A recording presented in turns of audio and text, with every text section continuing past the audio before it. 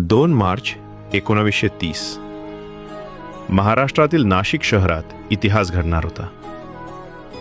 एक लढा जो फक्त मंदिर प्रवेशासाठी नव्हता, तर तो माणूस म्हणून जगण्याच्या अधिकारासाठी दिला गेला.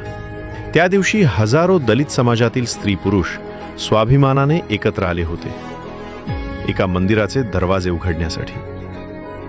कारण त्या काळात सार्वजनिक विहिरी, शाळा आणि मंदिरांमध्ये त्यांना प्रवेश नाकारला जात होता. ते मंदिर होतं काळाराम मंदिर, भगवान रामाचे मंदिर. पण रामाच्या नावानेच काही लोकांना प्रवेश नाकारला जात होता. अस्पृश्य म्हणून ओळखल्या जाणाऱ्या लोकांना देवदर्शनाचाही अधिकार नव्हता. तेव्हा पुढे आले भारताच्या सामाजिक क्रांतीचे शिल्पकार डॉक्टर बाबासाहेब आंबेडकर. त्यांनी समाजाला एक साधा पण अस्वस्थ करणारा प्रश्न विचारला. देव जर सर्वांचा असेल तर मंदिर काहींचंच कसं?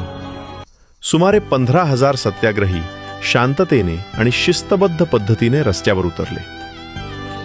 या आंदोलनात महिलांचाही मोठ्या संख्येने सहभाग होता. हातात झेंडे, चेहऱ्यावर निर्धार आणि डोळ्यात स्वाभिमान. पण मंदिराचे दरवाजे बंद करण्यात आले. दार बंद होते, पण स्वाभिमान जागा झाला होता. वर्षानुवर्ष चाललेल्या या आंदोलनाने देशाला प्रश्न विचारला, धर्म मोठा की माणुसकी? हा लढा फक्त मंदिरासाठी नव्हता, तो समानतेसाठी होता. तो माणूस म्हणून उभं राहण्यासाठी होता. काळाराम सत्याग्रहाने दाखवून दिलं, हक्क मागायचे नसतात, ते मिळवावे लागतात. आणि स्वाभिमानाने जगायचं असेल तर अन्यायासमोर शांत राहायचं नाही, उभं राहायचं. जय भीम.